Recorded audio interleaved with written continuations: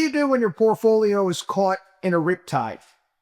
When I was a kid, our family, we used to load up the van. My dad had a platform in the back of our van so we could like put luggage underneath and some on the roof, and we would, have a little sleep on the top. And our entire family, sometimes the 8 of us, because my grandmother and aunt would come too, we'd make the trek from Albany, New York down to Florida. Sometimes I'd drive straight through, but other times kind of neatly stop along the way. And we were always fans, my brothers and I, of stopping in Myrtle Beach, some of the beaches along the East Coast, because they get waves. And we loved going out there and riding the waves. That was awesome because my grandfather lived on the Gulf Coast of Florida. Not really waves unless there's a hurricane. But anyway, neither here nor there. I remember being out there one time when I was younger and getting this feeling like I can't get back in and getting sucked out by the ocean. And for whatever reason, it wasn't that strong because I was younger, because it was really bad. I might have died. Getting caught in the riptide. And it happens all the time. People die of it every single year. Strong current comes back out, pulls the water out towards the ocean. What happens is people try to fight the riptide, try to swim against the riptide. They get tired and they drown. Now, what you have to do is avoid the riptides. Well, how the hell do you avoid the riptide? You don't try to swim against it. You kind of swim out of it. And I guess that's the best way of trying to deal with the situation at hand. I've been doing this for a long time. We've dealt with countless calamities and panics in the market. What makes this one a little bit different than the others is, well, the other ones were predictable in many respects. We called a lot of these things, and we could see a way out.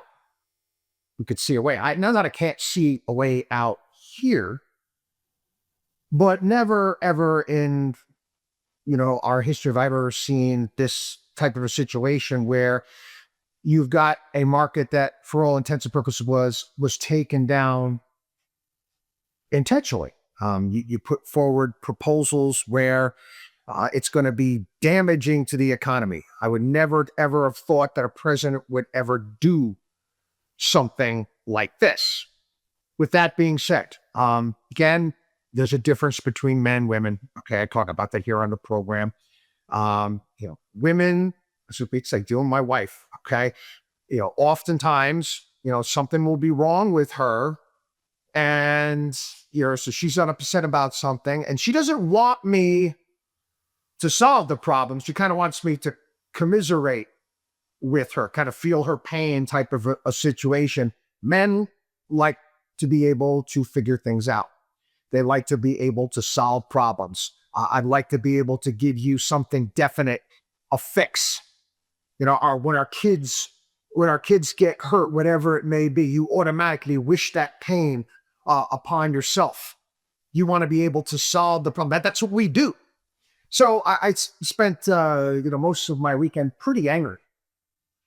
I never go to the gym on Sunday. It's my day off. I went to the gym on Sunday because I had to take out aggression because I've been that upset and that frustrated about what's taking place. Trying to get my arms around how to go about fixing this. Absolutely nothing that we can do. This morning we watched the markets, futures tank overnight, open up, down. Some rumor comes out that Trump is considering a 90-day pause in tariffs. I've never seen the S&P 500 rally 7% in 15 minutes. And the Dow grew 2,300 points in the same period of time. This is not investing. This is more or less a video game, and a dangerous one at that, much like a riptide. You cannot fighting. Give you a bit of a movie sub-reference. When I was a kid, 1980s film, movie War Games, where it's AI computer takes over a government gaming computer and starts playing global thermonuclear war, and actually gets control of the weapons, and they're going to start a war with Russia because of the computers. And eventually the computer, the AI program, figures out the only way to win is not to play. And that's the way it is now. It's basically you against the machines right now when it comes to try trade. So don't do that. You're not going to win that game. We've talked about that in the past. And quite frankly, it's a matter of trying to figure out what this administration is going to do next. I will get into that into another podcast and another piece. What we're advising people to do right now, again, we're raising cash in the sense is that we're telling our clients, hey, listen, okay, I don't know if this is because I don't. I am as uncertain can be. But if your time frame is, like I said, 5, 10, 15, 20 years down the road, yeah, you're going to be fine. You're going to be fine, and we'll get into that a bit as well. However, okay, I've talked about this, written pieces about this, the importance of conducting a portfolio fire. I call it a portfolio fire drill. What's a portfolio fire drill? What if something bad happens?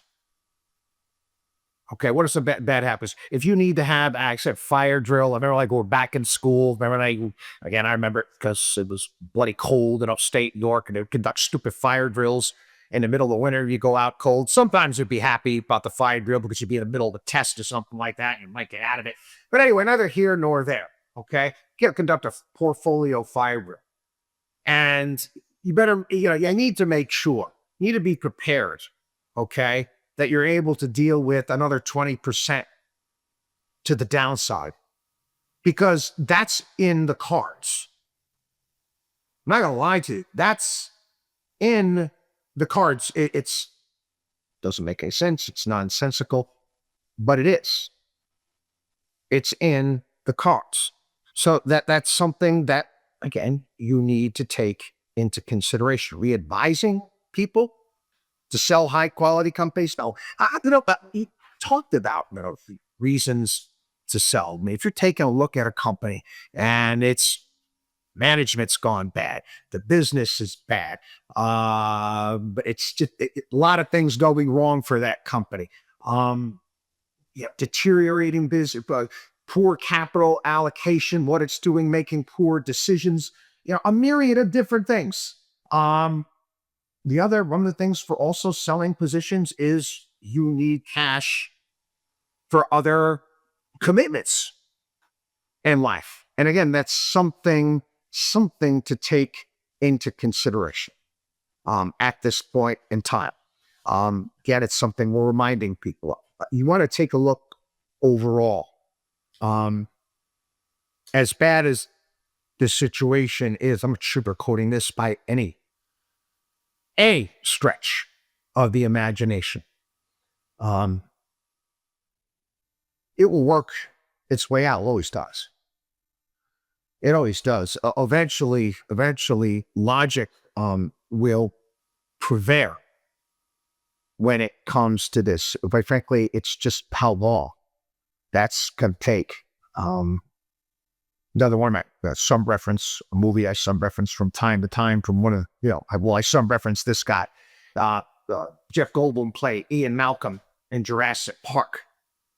And there was a scene in Jurassic Park, they're hiding in the jungle somewhere, they're hiding in Jurassic Park, and all of a sudden they see baby dinosaurs. And how is that possible? How is that possible? I thought Dr. Hammond said they engineered all the dinosaurs to be female. And Dr. Ian Malcolm says one thing about nature. Nature will always find a way. Business will always find a way. Always has. It will find a way through, and this will find a way through. I wish I wish I had more information. But again, everything is on a hair trigger right now. It's on a hair trigger. A lot of damage has been done. That could change in a tweet. Unfortunately, that's not how I like markets to behave. It makes makes our lives very, very difficult here at Markowski Investments. It really does. Makes our lives very difficult. This is not something that by any stretch of the imagination do we have on our proverbial bingo card. But like every other situation we've dealt with, we're going to deal with it. We're going to deal with it the best way possible we can. Again, feel free to reach out to us, contact us at any point of time, any hour of the day. We will answer the phone. We will be here for you like we always have. God bless. WatchDog on WallStreet.com.